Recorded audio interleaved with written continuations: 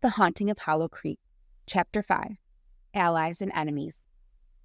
Aurora stirred as they carried her to Becker's car, her eyelids fluttering open. She looked disoriented but relieved to see Becker and Luna. "What happened?" she asked, her voice weak. "You're safe now," Becker reassured her. "We found you just in time." They drove back to town in silence, the weight of their ordeal hanging heavily in the air. Once they reached the Hollow Creek Hospital, Aurora was admitted for observation, and Becker and Luna sat in the waiting room, exhaustion etched on their faces.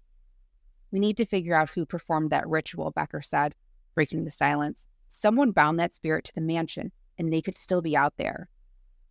Luna nodded. "I'll dig deeper into the Wixxwood family history. There must be more clues in the town records or old newspapers." The next few days were a blur of research and interviews. Luna spent hours in the library poring over historical documents, while Becker questioned the townspeople about any unusual activities or suspicious individuals. They learned that Reginald Wixxwood had a younger brother, Winston, who had vanished shortly after Reginald's disappearance. Winston was obsessed with the occult, Luna explained, showing Becker an old photograph of the Wixxwood brothers. He might have been the one who performed the ritual. Becker stared at the photograph, a plan forming in his mind. If Winston's still alive, he could be the key to understanding what happened. We need to find out where he went. Their search led them to an old, crumbling house on the outskirts of town. It had been abandoned for years, but records indicated that Winston had lived there after Reginald's disappearance. The house was in a state of disrepair, with broken windows and overgrown weeds choking the yard.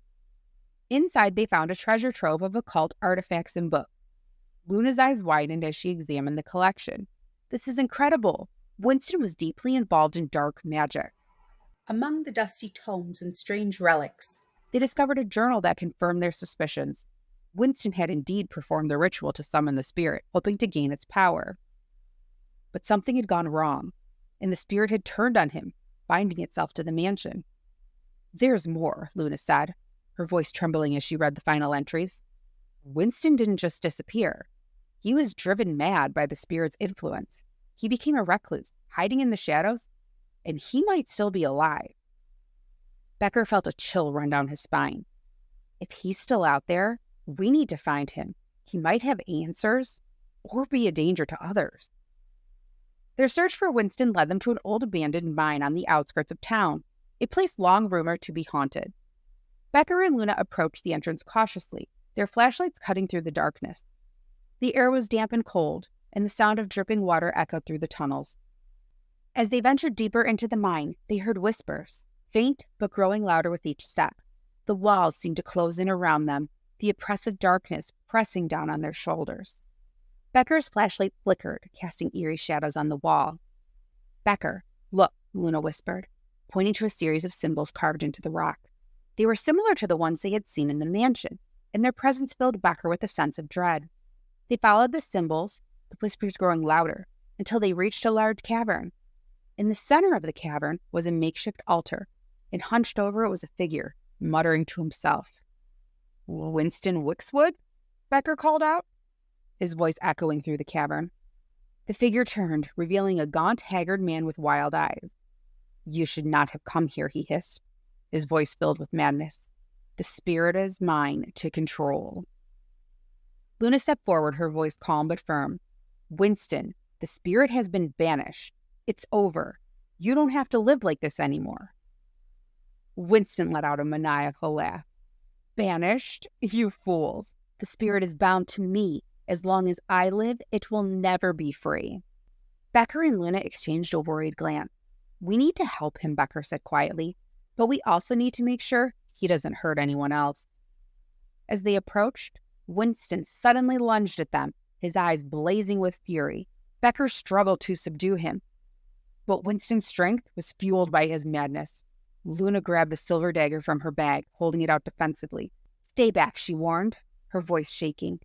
In the chaos, the dagger slipped from her hand, skittering across the floor. Winston's eyes fixed on it, and he lunged for the weapon. Becker tackled him, the two men grappling on the stone floor. Luna grabbed the dagger and, with a desperate cry, plunged it into Winston's side. Winston let out a guttural scream, his body convulsing as the spirit's hold on him was broken. He collapsed to the ground, his eyes glazing over as the life drained from him.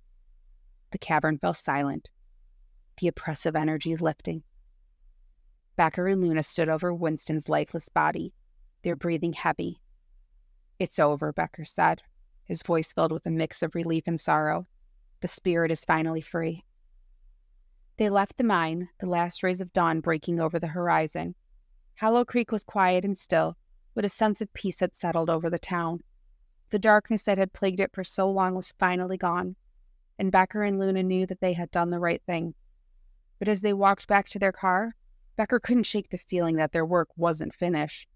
There were still questions to be answered, and the shadows of the past had a way of lingering. For now, though, they could rest.